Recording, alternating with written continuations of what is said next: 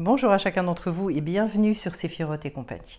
Je vous retrouve avec très grand plaisir pour ce tirage du week-end du 18 septembre, en sachant que voilà, j'ai eu à cœur de vous refaire un tirage de l'arbre des Séphiroth pour plonger un peu plus loin dans les mystères des énergies de l'univers, en sachant que j'ai repris donc pour faire ça l'oracle du chaman mystique que je trouve absolument somptueux, voilà, qui jamais ne me déçoit et qui là me donne une espèce de, comment dire, de cheminement qui est un cheminement costaud. Enfin, vraiment, je pense avoir rarement eu en fait un tirage de cette envergure. Alors, je vais essayer d'être la plus, comment dirais-je, d'être la plus pointue, la plus à l'écoute en tout cas de ce qu'on a envie que je vous transmette. Alors, au niveau du dos de deck, déjà je commence par le miroir en fumée. Donc d'emblée, on est dans l'ambiance, on va dire, une ambiance de mystère. Une ambiance qui vous dit que pour l'instant dans votre vie, vous pouvez ne pas avoir les explications véritablement de ce qui est en train de se mettre en place. Il peut y avoir des éléments extrêmement disparates dans votre vie, avec une sensation à l'intérieur de vous de chaos, beaucoup d'incompréhension, je pense. En fait, ce miroir en fumée, c'est aussi ce temps où on va plonger beaucoup en soi pour aller retirer des pépites finalement, des choses que l'on ne soupçonne pas. Et puis vous allez voir que justement, pour moi, c'est parce que justement on passe par ces périodes-là que on est obligé finalement d'extraire de nous une nouvelle énergie et qu'à un moment donné, en fait, on se dit je n'ai plus rien à perdre et donc je vais oser faire ce pas dans l'inconnu. De toute façon, je ne sais pas pour vous, mais pour moi ça a toujours été comme ça. C'est-à-dire que les grandes révélations, les grands tournants de ma vie, ils sont venus parce qu'il y avait de l'inconfort avant. C'est rarement en étant en pleine joie, en pleine fête et voilà que je me suis dit waouh. Après, on peut adoucir considérablement les choses, il y a des méthodes, mais souvent on vient nous chercher de cette manière-là. Et en même temps, ce qu'on vous dit avec ce miroir en fumée, c'est qu'il y a énormément de choses qui sont en train de se mettre en place, que vous ne voyez pas. C'est encore une manière de vous rassurer quelque part, cette carte, et puis aussi d'oser, une invitation à oser aller regarder ce qui se cache, euh, ce que vous avez bien du mal à pouvoir voir. Et il y a des fois, c'est tout à fait de bonne foi qu'on vit ça. C'est pas qu'on ne veut pas, mais en même temps, et je remarque une chose, c'est que souvent, ce sont quelque part des évidences. C'est-à-dire que le conseil que je pourrais vous dire, c'est que le plus gros morceau de votre vie, ce que vous avez toujours fui, si vous êtes à la recherche et que vous vous demandez, mais c'est quoi ce truc? C'est quoi ce truc qu'on me demande quelque part de sortir justement de l'obscurité et de ce brouillard? Eh bien en fait, posez-vous la question, quel est l'item, le sujet dans ma vie sur lequel je bug depuis X temps? Et dans ces cas-là, il faut vous dire, eh ben, voilà, j'ai mis le doigt dessus. Alors après, c'est vrai que c'est comment est-ce que on va trouver les choses. Ça se passe beaucoup après dans des exemples très concrets en vis-à-vis. Bref, en tout cas, au niveau du Keter. Au niveau de la couronne, j'ai la carte du conseil, qui est une carte d'une douceur et d'une tendresse. Regardez-le même au niveau des couleurs, on le perçoit, avec un chiffre que j'aime beaucoup, puisque j'ai un chiffre 11. Donc déjà une invitation aussi à renouveler et à repartir dans la vie de toute façon pour moi, avec d'autres croyances. Là, la couronne, c'est ce qu'il y a de plus élevé, c'est la lumière de leur Ensof, c'est-à-dire en fait cette lumière infinie euh, qui, euh, qui demande à se déverser sur la terre. Parce qu'en fait, c'est avec elle que véritablement on avance dans le sens de ce que l'on désire profondément en nous. Et donc là, il y a le fait d'aller rechercher justement dans ce monde de l'âme, dans le monde des âmes, puisqu'en fait chaque âme, elle est reliée a une racine, et donc on fait partie de familles d'âmes. Donc il est question d'aller rechercher, de recevoir finalement. Parce qu'en fait, c'est pas qu'on recherche, c'est qu'on se met en état d'ouverture pour accueillir, c'est tout. Mais là, le message, c'est que la source nous dit, moi je n'attends qu'une seule chose, c'est de t'envoyer une connaissance, une guidance, des sagesses qui vont te permettre de t'orienter dans la vie, à condition bien évidemment que tu te mettes en état de pouvoir les recevoir. À côté, donc au niveau de la Chorma, donc de la sagesse, donc de la révélation, on est sur l'accueilleuse. C'est-à-dire qu'on est en train de vous dire là encore, il n'y a plus qu'à cueillir, les fruits sont mûrs, c'est prêt.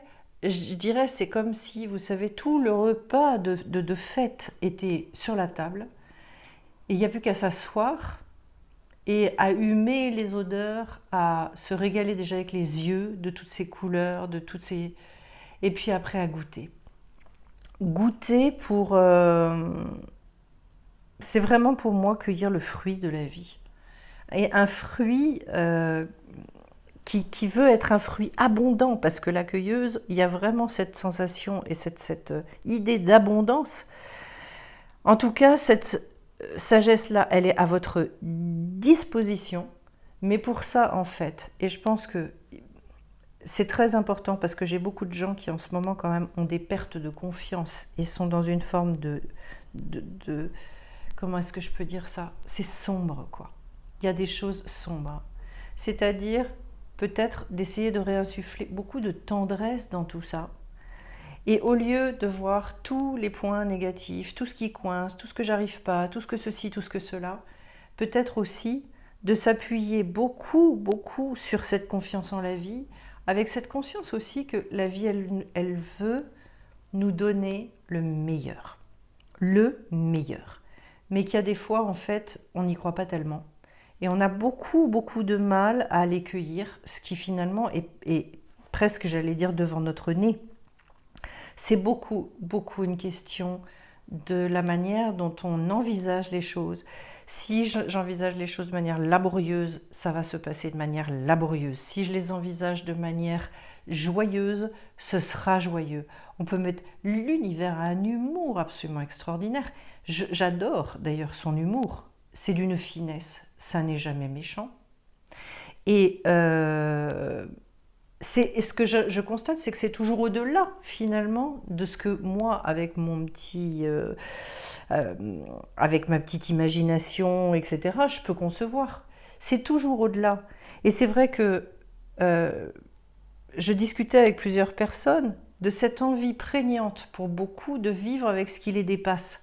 La seule chose, c'est que si vous voulez vivre avec ce qui vous dépasse, il n'y a qu'une seule chose à faire. C'est d'accepter de renoncer à votre manière de faire.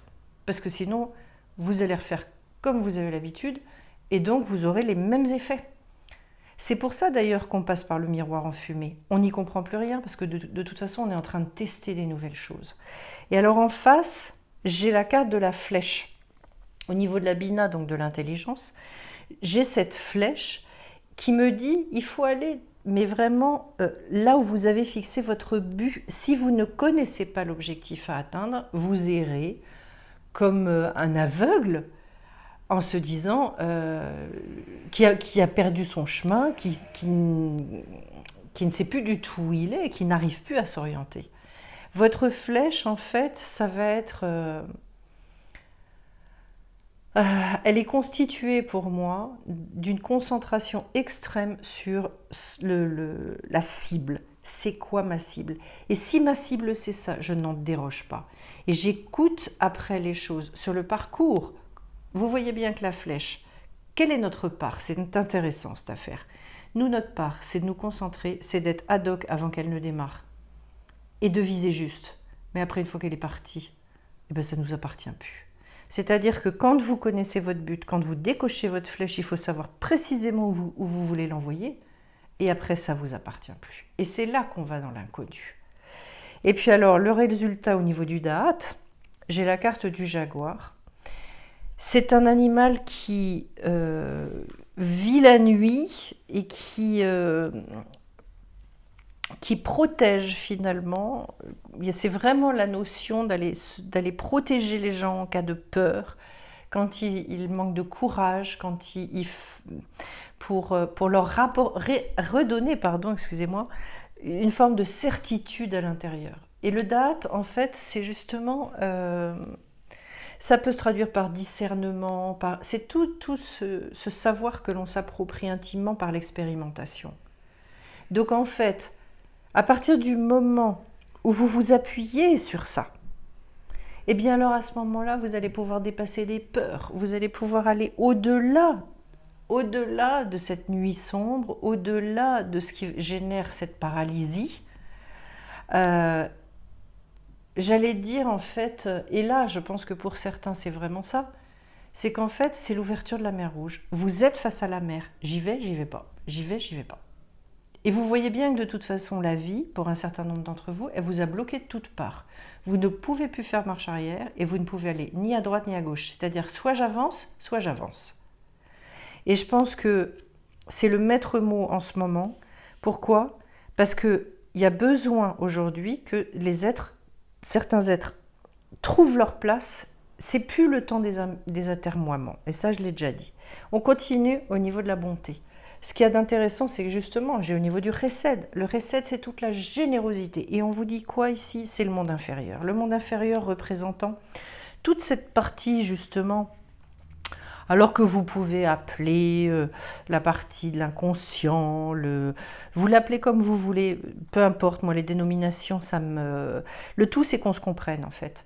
C'est aussi, ça peut représenter tout ce que vous n'aimez pas chez vous, tout ce que vous fuyez finalement parce que c'est pas l'image que vous voudriez donner de vous, ou parce que cette partie de vous-même, finalement, elle vous paraît, et vous la jugez de manière extrêmement négative. Et c'est terrible parce que, en fait, c'est là que se trouvent les plus grands trésors. Regardez où sont les pierres précieuses dans notre monde. Ça ne pousse pas sur les arbres. Les pierres précieuses, il faut aller creuser, il faut aller forer, il faut aller chercher. Ce sont des mines. C'est-à-dire qu'en fait, la plus grande bonté que vous puissiez vous faire en ce moment, c'est de devenir un mineur. Voilà. Mais allez-y en conscience. C'est-à-dire que vous forez, vous y allez. Mais vous savez pourquoi vous y allez. C'est pas par un plaisir malsain et je sais pas quoi j'allais dire, de mijoter dans ce truc-là. Ça n'a absolument rien à voir. C'est je vais chercher une pépite. Mais là, ce que je suis en train de vous dire, mais c'est énorme ce qu'on me fait dire. C'est quoi ? C'est ni plus ni moins que ça. C'est au lieu de se dire « Oh là là, mon Dieu, et encore cette partie de moi, et machin, etc. » Ça n'a rien à voir. C'est mais ça m'enquiquine, ça me fait souffrir, c'est atroce. Mais moi, au bout du compte, je vais aller chercher un rubis, un diamant, je ne sais quoi. Mais quelque chose qui a besoin de sortir. Alors, en face du Chesed, et ça c'est la bonté, en face du Chesed, j'ai donc la Gvura, c'est le côté rigueur. Le côté rigueur, et moi j'ai la carte du maître du temps. Et là, j'adore, parce que ça fait 2-3 fois qu'on me dit « et le temps, et le temps, et le temps ». Et je dis, la seule chose à laquelle je ne peux jamais répondre, mais jamais donner une indication, c'est ça. Pourquoi ? Mais parce que fondamentalement, ça nous échappe totalement. C'est-à-dire que je peux avoir de temps en temps des ressentis, mais après c'est tellement entre les mains de l'univers et entre les mains de la personne. Comment est-ce qu'on va réagir ?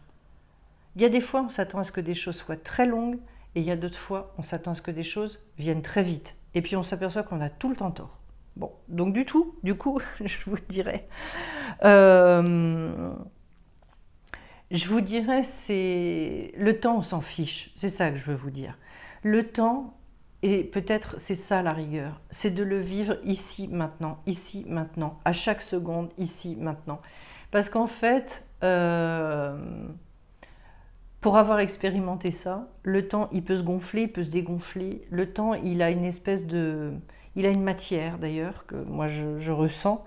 Et quand on vit dans ce temps-là, eh bien, il n'y a plus du tout, il n'existe plus finalement, mais d'où je viens, et tout mon parcours, et mon machin. On s'en fiche de ça.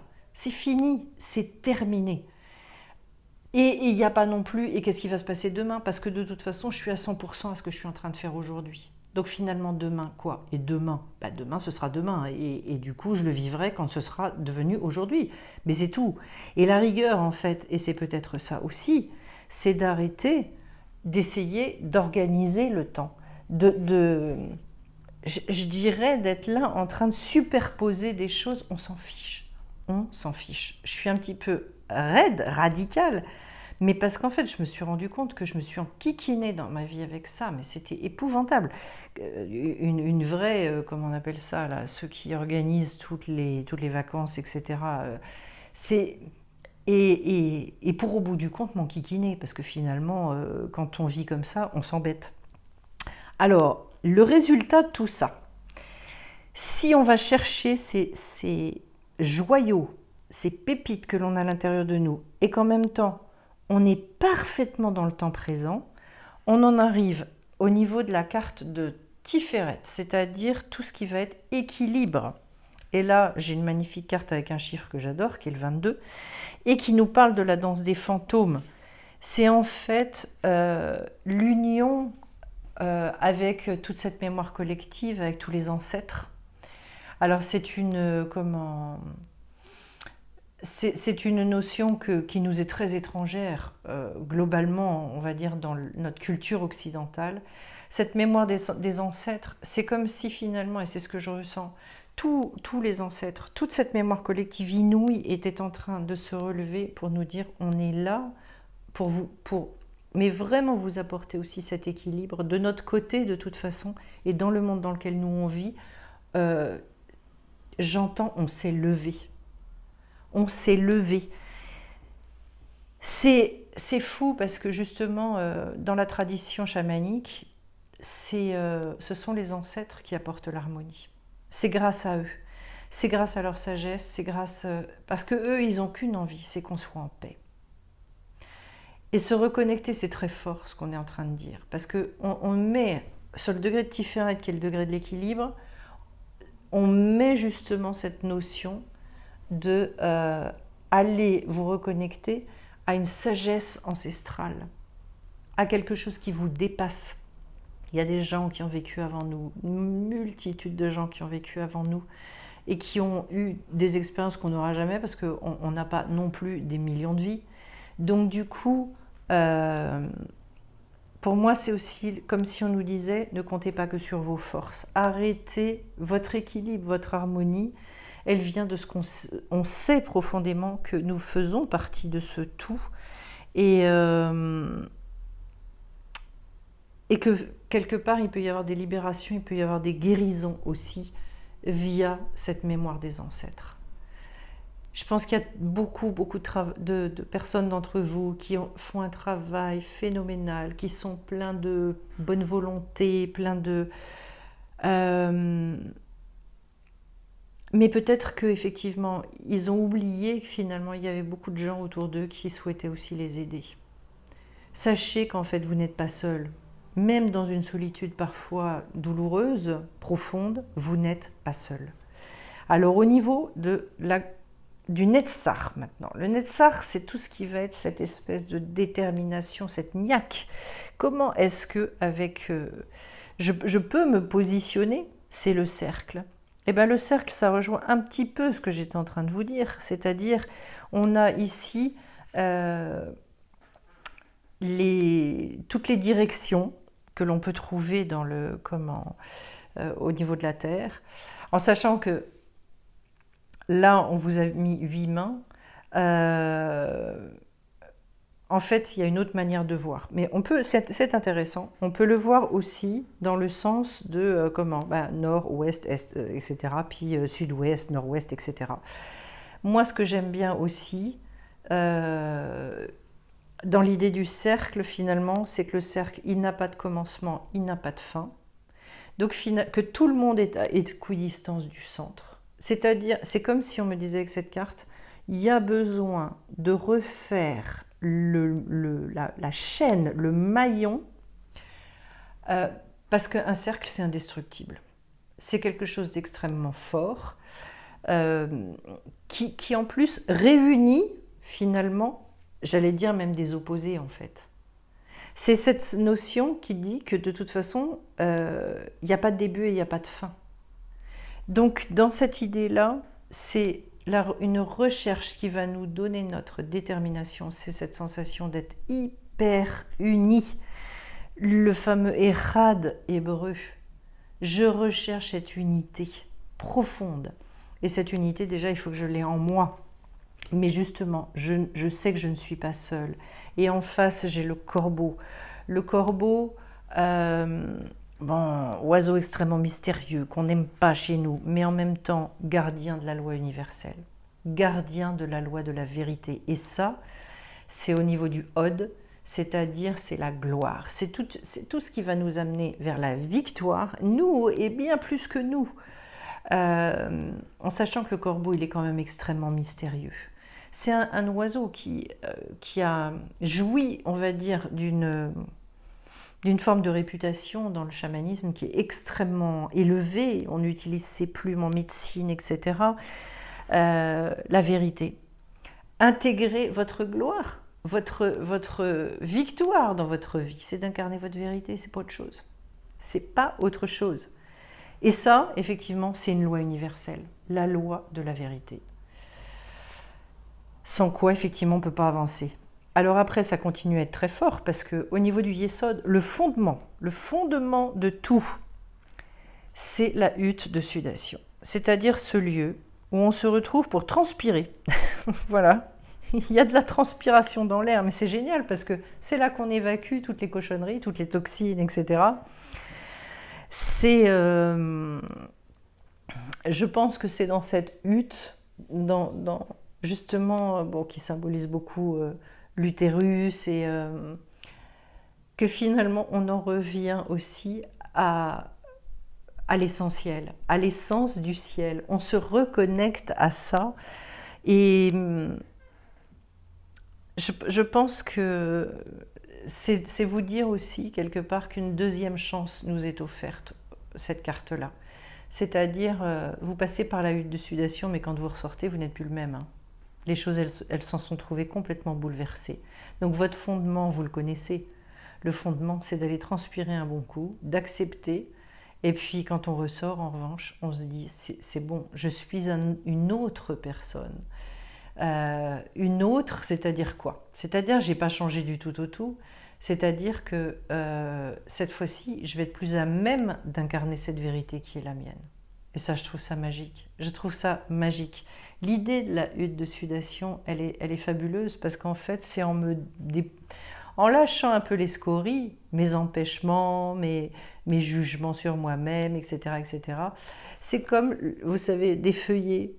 Voilà. Je retire une par une les couches.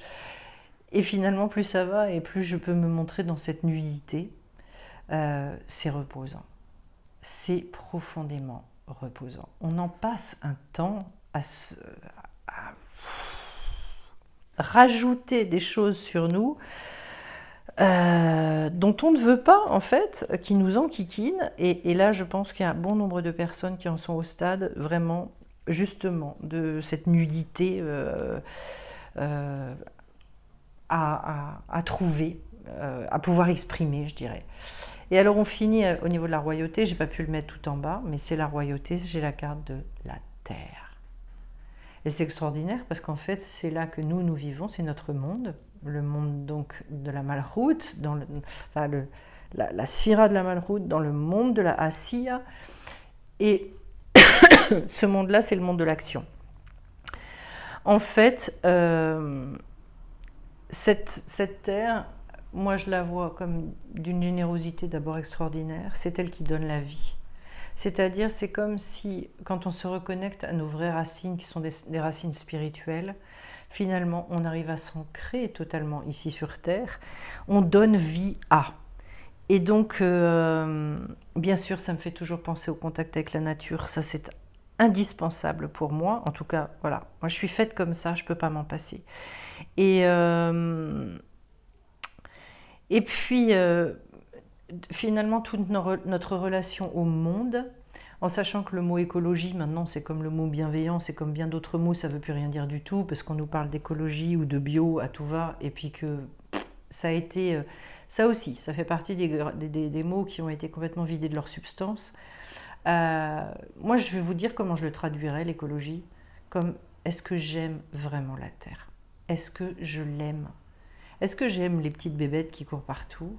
Est-ce que j'aime les odeurs de la terre? Est-ce que j'aime les couleurs, les saisons, euh, Parce qu'en fait, je réalisais ça, moi qui marche beaucoup, et je me disais, l'hiver, il flotte, il y a de la gadoue, c'est désagréable, il y a du vent, il y a machin. En plus, par chez moi, il y a le Mistral, donc ça souffle, et puis quand ça souffle, ça fait pas semblant.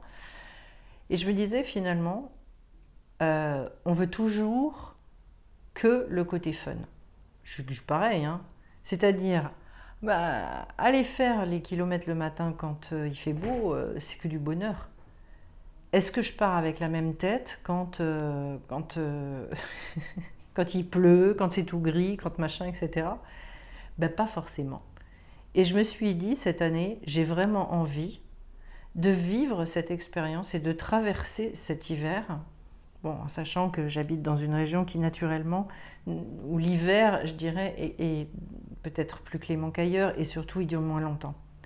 Mais en tout cas, ne pas stopper et mettre entre parenthèses ce rapport à la nature, mais l'accepter tout entière.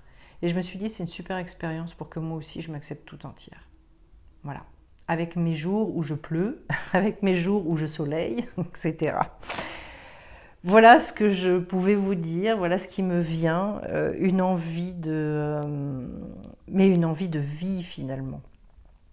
Et tout ce tirage me le dit, me l'exprime, et c'est ça que je veux vous transmettre. Voilà, avec toute la subtilité, des fois c'est pas facile de transmettre ce que je ressens, mais j'espère que parfois au moins j'atteins ma cible, on va dire, qui est finalement voilà, de soulever certaines choses et de créer des déclics. Eh bien écoutez, je vais vous souhaiter un beau week-end parce que voilà le programme. Et puis je vous retrouve bien vite sur Séphiroth. Bye.